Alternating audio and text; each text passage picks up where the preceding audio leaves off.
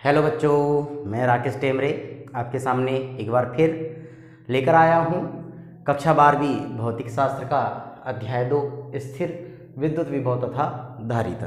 ठीक है बच्चों, आज फिर से हम बात करेंगे भौतिक शास्त्र के अध्याय 2 में जो एमपी जो अपना जो कहना चाहिए मध्य प्रदेश शिक्षा मंडल भोपाल है उसके साइट पर डला हुआ प्रश्न बैंक, उसके हल को देखते हैं कि क्या है क्या है उसका हल।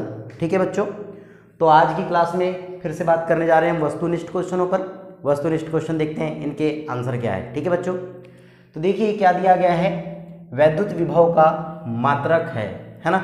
हमें पूछा है कि वैद्युत विभव का मात्रक क्या है। ठीक है, तो वैद्युत विभव का जो मात्रक होता है बेटा वो होता है हमारा वोल्ट। वो क्या होता है? वोल्ट होता है। ठीक है, अब ये वोल्ट आया कहाँ से? तो आपने फार्मूला पढ़ा था, यहाँ पर स्पेस है, यहाँ पर देख लेते हैं हम। ठीक है बच्चों, क्या पढ़ा था हमने फार्मूला कि V इज इक्वल टू क्या पढ़े थे? W upon Q0। ठीक है, क्या पढ़े थे कि V is equal to W upon Q0। तो देखिए ये क्या है, हमारा कार्य है और ये क्या है, हमारा आवेश है ना। तो क्या हो जाएगा कि जो क्या होता है कि कार्य का जो ऐसा मात्रक क्या होता है, जूल बटे इसका क्या हो जाएगा, कूलाम।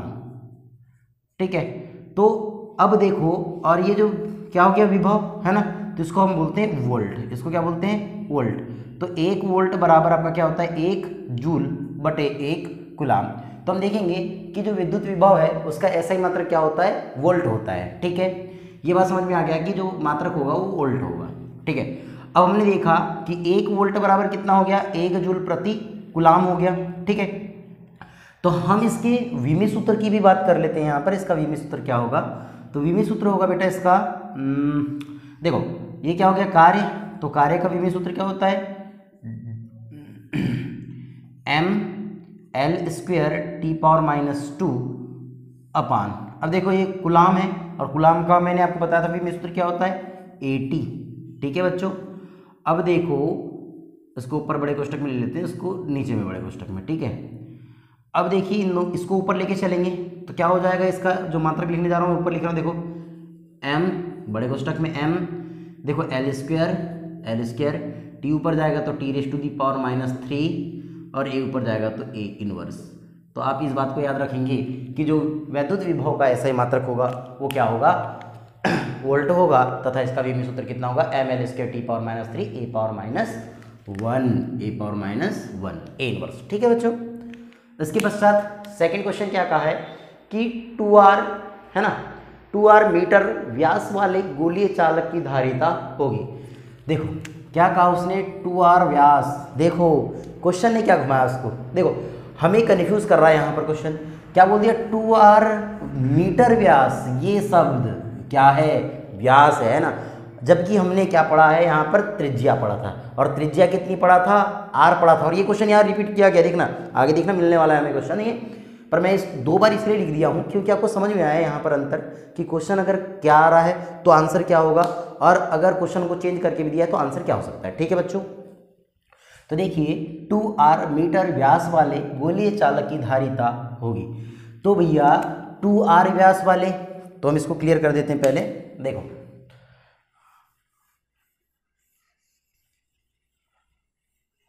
आपने पढ़ा होगा कि अगर ये चालक है, ये इसका केंद्र है, इसकी त्रिज्या कितनी है, कैपिटल R है ना।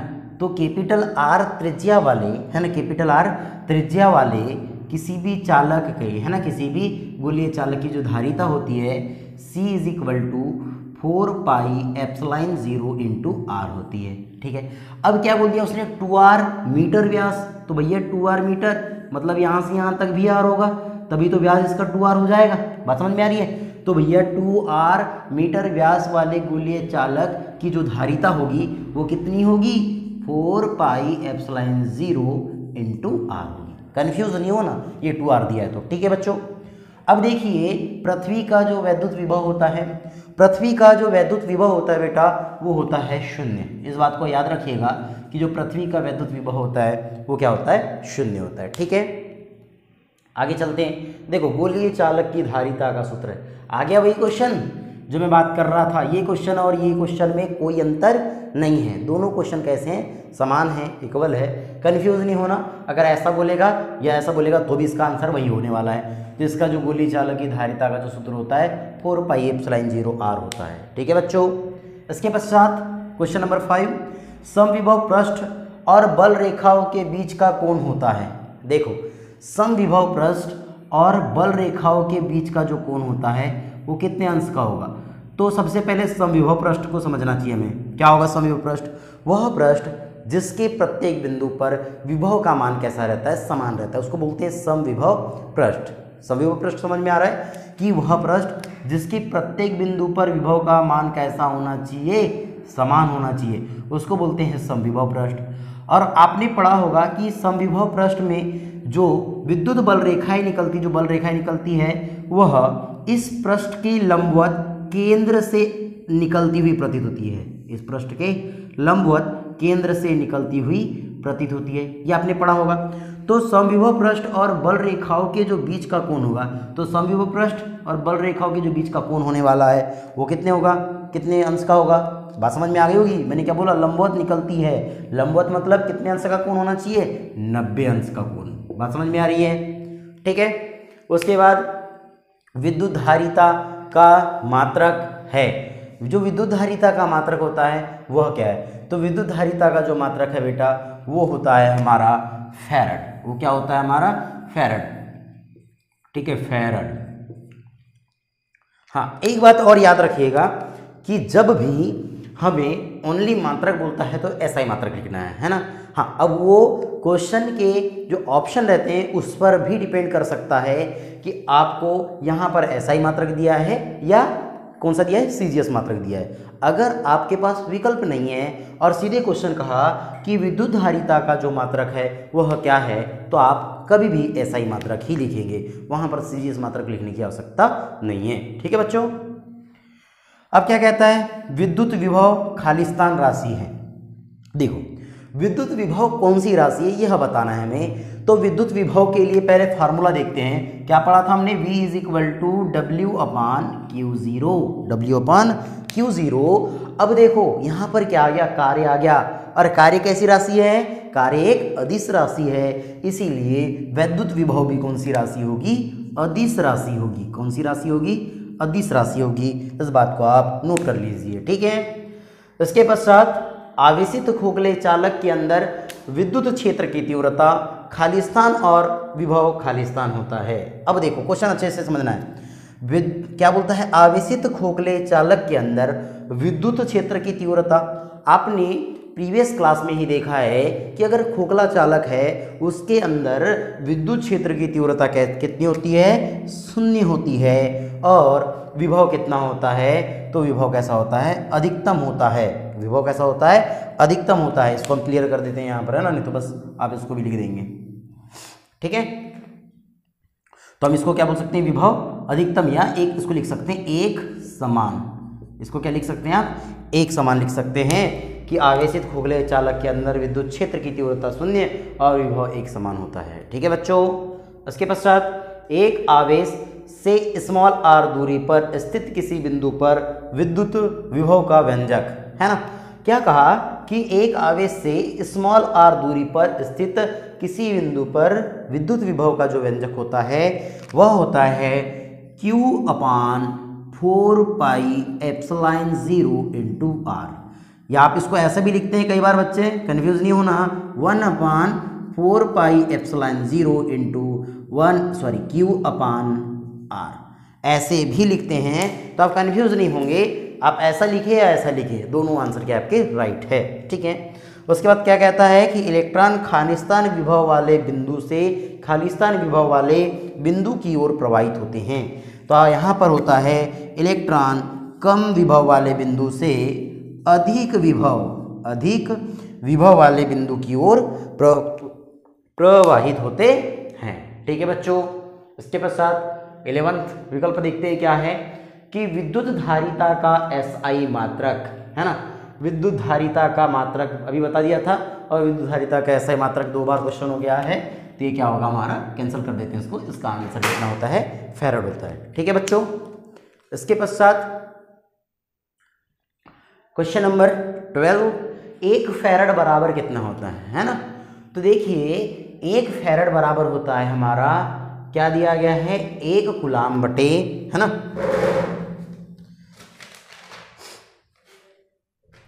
ठीक है, क्या होता है, 1 फैरड बराबर 1 कूलाम बटे 1 वोल्ट होता है। क्या याद रखेंगे, 1 वोल्ट याद रखेंगे। ये कैसे होगा, तो देखो क्या होता है, ये जो फैरड है वो किसका मात्रक है, किसका है, विद्युत धारिता। और विद्युत धारिता का आपने सूत्र पढ़ा होगा, C is equal to Q upon V, ठीक है। तो C है ना, तो ये क्या हो गया, C क्या है, विद्युत धारिता, विद्युत धारिता का ऐसा ही मात्रक फैरड, और ये क्या हो गया, आवेश हो गया, आवेश का कूलाम, और ये भी है तो इसका वोल्ट हो जाएगा। ठीक है बच्चों, तो कितना हो जाएगा, 1 फैरड बराबर 1 कूलाम प्रति 1 वोल्ट। ठीक है, उसके पश्चात देखते हैं, किसी आवेशित चालक का विभव चालक के पदार्थ की प्रकृति पर निर्भर करता है। ये सत्य है असत्य। तो देखो क्या कहा, किसी आवेशित चालक का जो विभव होगा वो चालक पदार्थ के प्रकृति, है ना, पदार्थ की प्रकृति पर निर्भर नहीं करता, है ना, वो पदार्थ की प्रकृति पर निर्भर नहीं करता। फिर एक बार मैं आपको कुछ बातें बताने जा रहा हूँ। ये आप जो वीडियो पढ़ रहे हैं या वीडियो देख रहे हैं, इसमें आपको जो क्वेश्चन कराए जा रहे हैं वो MP बोर्ड में लगभग हर वर्ष पूछे जाते हैं, पूरे इंपॉर्टेंट क्वेश्चन कराए जा रहे हैं। साथ ही ये क्वेश्चंस आपको अन्य कंपटीशन एग्जाम जैसे JEE, है ना, GNT, PAT आदि में पूछे जाएंगे। अगर जिन बच्चों ने हमारी क्लास को अगर सब्सक्राइब नहीं किया है तो प्लीज़ सब्सक्राइब कीजिए, लाइक कीजिए और शेयर कीजिए, ज़्यादा से ज़्यादा बच्चे इस क्लास को जान पाए, ये हमारा उद्देश्य है ना, और ज़्यादा से ज़्यादा बच्चे अपने भविष्य को क्या कर सके, उज्ज्वलमय कर सके, है ना, उज्ज्वलित कर सके, ये हमारा उद्देश्य है। तो हम चाहेंगे कि आप इसमें हमारा सहयोग करें। ठीक है, उसके पश्चात क्वेश्चन नंबर 14 देखते हैं, विभव की विमा समान होगी। क्या कहता है, विभव की विमा समान होगी। अब विभव की विमा जो है वो समान कहाँ होगी, तो देखते हैं, तो होती है कार्य, यहां लिख देते हैं ना, क्या हो जाएगी, कार्य प्रति एकांक, है ना, क्या देखते हैं कि कार्य प्रति एकांक आवेश के, ठीक है, ये बात याद रखिएगा कि जो विभव की विमा समान होगी वो कहाँ समान होगी, कार्य प्रति एकांक आवेश के समान होगी। ठीक है बच्चों, उसके पश्चात देखते हैं क्वेश्चन नंबर 15, यदि एक धनावेशित चालक को धात्विक तार द्वारा पृथ्वी से जोड़ा जाता है तो, देखो यदि एक धनावेशित चालक को धात्विक तार द्वारा पृथ्वी से जोड़ दिया जाए तो क्या होगा। आपने संधारित्र का सिद्धांत पढ़े होंगे, तो संधारित्र में क्या काम करते हैं, मान के चलिए, इधर हम इसको बोर्ड को साफ कर देते हैं, इधर समझाता हूं मैं आपको। आपने संधारित्र में पढ़ा है बेटा कि अगर ये एक छड़ है, ये अगर अनावेशित छड़ थी, ये भी अनावेशित छड़ थी, है ना। अब क्या करते थे कि इस पर धनावेश देते थे, तो विद्युत प्रेरण के द्वारा इस पर ऋणावेश, यानी समीपवर्ती पृष्ठ पर ऋणावेश और दूरवर्ती पृष्ठ पर धनावेश प्रेरित हो जाता था। ठीक है, और इसका अगर संबंध हम पृथ्वी से कर देते हैं, तो यहाँ का धनावेश कहाँ चला जाता है, पृथ्वी में चला जाता है। तो क्या बोला, यदि धनावेशित चालक को धात्विक तार द्वारा पृथ्वी से जोड़ दिया जाएगा तो इसका आंसर क्या होगा कि यहाँ का जो धनावेश होगा, इस धात्विक छड़ का जो धनावेश होगा वो क्या होगा, पृथ्वी में चला जाएगा। ठीक है बच्चों, तो याद रखेंगे कि इसका जो धनावेश है वो कहाँ चला जाएगा, पृथ्वी में चला जाएगा। क्वेश्चन नंबर 16, यदि विभव V तथा दूरी x में संबंध है ना, तो V is equal to x square -4 है, ये इक्वल टू 4 नहीं है, क्या है, -4 वोल्ट, तो x is equal to 1 metre पर विद्युत क्षेत्र E होगा। ठीक है, तो देखते हैं क्या कहा, यदि विभव V तथा दूरी x में संबंध है, वो क्या संबंध है, वो ये संबंध है कि V is equal to x square -4। ठीक है, x इज इक्वल टू 1 है, वो बाद में देखेंगे। तो क्या कहा, पर विद्युत क्षेत्र E होगा, तो विद्युत क्षेत्र E इज इक्वल टू, आपने पढ़ा होगा, E is equal to -dV/dx होता है। ठीक है, यहाँ पर v की वैल्यू पुटअप कर दो तो minus D upon D x और v की वैल्यू रखेंगे एक्स स्क्वायर माइनस 4। ठीक है, माइनस की माइनस। अब देखो एक्स स्क्वायर का अवकलन करता हूँ एक्स के सापेक्ष तो ये हो जाता है 2x और माइनस 4 का अवकलन करूँगा तो 0 लिखने की आवश्यकता नहीं है। अब क्या कहा है, x इज इक्वल टू, देखो x इज इक्वल टू 1 कहा है, देखो x इज इक्वल टू 1 कहा है तो हम यहाँ बोल देंगे ई x इज इक्वल टू 1। तब देखते हैं इज इक्वल टू, मैं यहाँ पर वैल्यू रख दूंगा तो -2 इंटू 1 इज इक्वल टू -2। तो क्या हो जाएगी इसकी, तो इसका जो आंसर होगा -2। लेकिन आपको मैंने प्रीवियस क्लास में बताया था जो विद्युत क्षेत्र का जो मात्रक होता है वो होता है न्यूटन प्रति कूलाम, या इसको बताया था आपको वोल्ट प्रति मीटर, तो वोल्ट प्रति मीटर भी बताया था मैंने। तो यहाँ आंसर जो हम पढ़ रहे हैं तो वो किसके अनुसार होगा, वोल्ट प्रति मीटर होगा। तो यहाँ पर हो जाएगा वोल्ट प्रति मीटर, ये भी बात याद रखिएगा। ठीक है बच्चों, हाँ आंसर में -2 वोल्ट प्रति मीटर होता है। कई बच्चे यहाँ कन्फ्यूज हो जाते हैं, कई बच्चे प्लस लिख देते हैं, तो प्लस नहीं होता, यहाँ पर क्या होता है ओनली माइनस आएगा। ठीक है, नेक्स्ट क्वेश्चन देखते हैं कि आवेश 10 कूलाम से किसी चालक के विभव में वृद्धि 2 वोल्ट होती है तो चालक की धारिता होगी। देखो बहुत अच्छा क्वेश्चन है, क्या हुआ कि आवेश 10 कूलाम से किसी चालक के विभव में वृद्धि 2 वोल्ट होती है तो चालक की धारिता होगी।